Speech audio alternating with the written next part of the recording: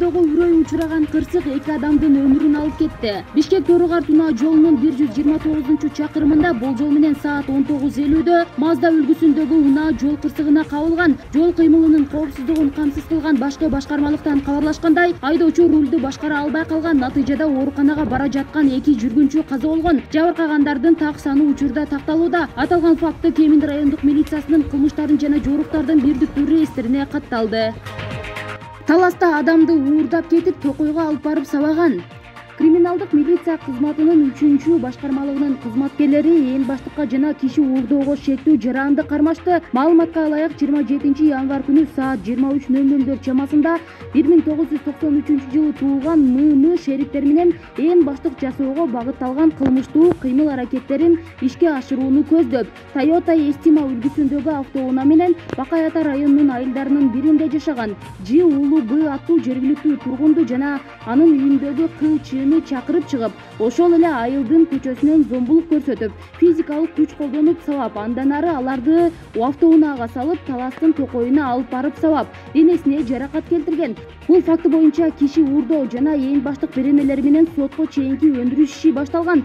Тергөөнүн жүрүшүндө жогорудагы кылмышка тиешеси бар 3 жаран кармалып, убактылуу кармоочу жайга киргизилген. Сургутта өрттө чарчап калган 2 баланын сөөгү Кыргызстанга жиберилет. Орусиянын Сургут аймагында менчик үйдөн чыккан өрттө чарчап калган 5 жана 8 жаштагы 2 баланын сөөгүн 16 мартта Кыргызстанга жиберишет. Бул тууралуу орусиялык басылмалар жазып чыгышты. Югра аймагында жарыяланган Югра News порталынын маалыматына караганда, Бурсничная көчөсүндө жайгашкан үйдөн 11 мартта таңында өрт чыккан. Өрттөн 5 жана 8 жаштагы 1 кыз, 1 уул уктап жаткан бойдон жан берген. Окуя боюнча кылмыш иши өрттүн себептери иликтенүүдө. Кыргызстандан Орусияга иш издеп кеткен жарандардын расмий саны 600 миңден жогору. Бейрасмий 1 миллиондон ашуун мигрант бар экени айтылып келет. Тажикстанда кармалып турган 12 кыргыз жараны мекенине кайтарылды. Бул тууралуу өкмөттүн Баткен облусу боюнча ыйгарым укуктуу өкүлүнүн басма сөз кызматы билдирди. Маалыматка ылайык, Тажикстан чек арасынан мыйзамсыз өткөн деп айыпталып кармалган Баткен облусунун 5, Ош облусунун 2 тургуну 13-14 мартта Кыргызстанга кайтарылды. 26 февралда Бишкек шаарынын 2 тургуну бошотулган. Кармалган жарандарга Тажикстан соту айып пул салып бошоткон. 23 февралда Баткен жана Согдин облусунун жетекчилеринин сүйлөшүүсүнөн кийин Тажикстандын аймагында кармалган Лейлек районунун 3 жашоочусу мекенине кайтарылган. Аларга мамлекеттик чек ара сызыгын бузгандыгы үчүн эскертүү берилген. Ташиев УКМКга каршылык көрсөтүп, кармалгандардын жазасын карап көрүүгө убада берди. Улуттук коопсуздук боюнча мамлекеттик комитетинин төрагасы Камчыбек Ташиев Баткен облусунун Самаркандек айылында атайын кызматтын операциясына куралдуу каршылык көрсөткөн маалда кармалган шектүүлөрдүн жазасын жеңилдетип берүү аракет караларын айтты. Бул тууралуу Ташиев Баткендин Самаркандек айылында жергиликтүү тургундар менен жолугушуусунда билдирди. Алар деле өзүбүздүн балдарыбыз, алыстан келген баскынчылар эмес, бирок аларга туура түшүндүрүп айтып жеткизиңиздер. Мындан кийин андай болбосун. Облус прокурору УКМК ИИМнин башчысы турат. Ушул кишилерден мен суранамын, айтамын. Мыйзам бузган балдардын жазасын силер сурангандай жеңилдетип бергенге аракет кылам. Бирок мындан кийин андай болбосун. Мындан кийин мамлекеттин коопсуздугуна коркунуч келтире турган болсо, бардык чараларды көрөбүз, деди Ташиев. Самаркандек айылындагы Ташиевдин эл менен жолугушуусунда жергиликтүү тургундар кармалгандардын окуясы үчүн кечирим сурап, атайын кызмат башчысынан жазасын жеңилдетип берүүнү өтүнүштү. Баткенде 11 мартта аткезчиликке каршы операция учурунда улуттук коопсуздук боюнча мамлекеттик комитетинин 2 кызматкери жеңил жаракат алган. УКМК атайын кызматтын өкүлдөрү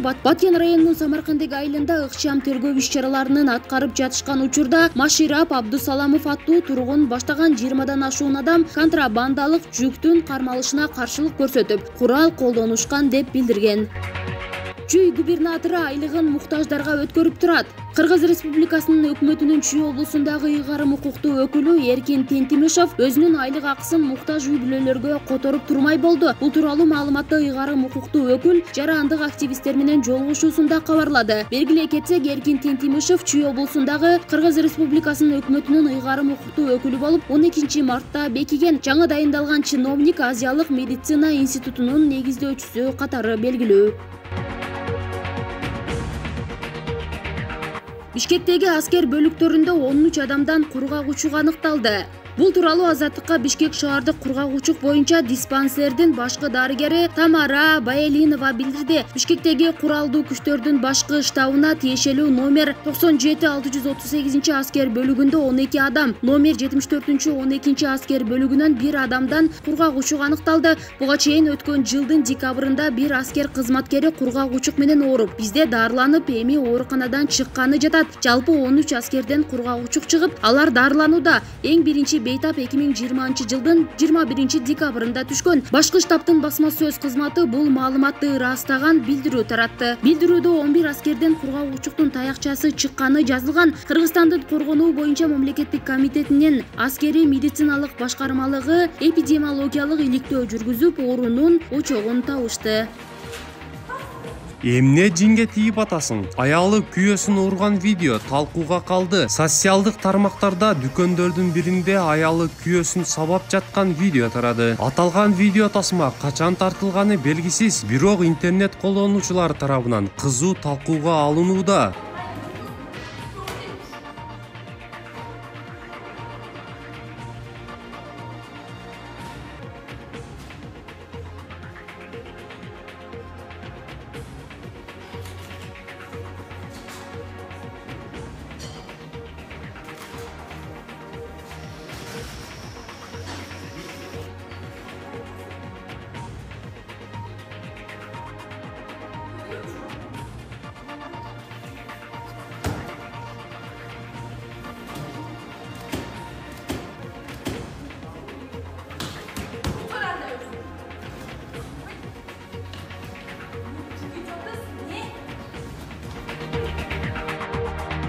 Оштогу спорт комитетинин башчысына кылмыш иши козголду. Ош шаардык спорт комитетинин башчысы Бактөөлөт Абакировдун үстүнө арыз түшүп, ээн баштык беренеси менен сотко чейинки тергөө иши жүрүүдө. Бул тууралуу Азаттыкка Ош шаардык милициясы билдирди. Ош шаардык ички иштер башкармасынын басма сөз катчысы Замир Сыдыковдун маалыматына ылайык, Абакировдун үстүнөн арыз 13 март күнү түшкөн. Окуя спорт комитетинин жетекчиси менен Курманжан Татка көчөсүндө жайгашкан базарда соодагерлердин ортосунда болгон. Абакировдун өзү Азаттыктын кабарчысына муну жалган маалымат катары сыпаттап, анын жардамчысымын деп тааныштырган башка киши менен жолугуп, ошол айтып берерин билдирди. Ош шаардык мэриясы окуя боюнча комментарий бере элек. Бактөөлөт Абакировду мэр Талайбек Сарыбашев 23 декабрда Кылычбек Саркарбаевди жумуштан алып, анын ордуна убактылуу дайындаган.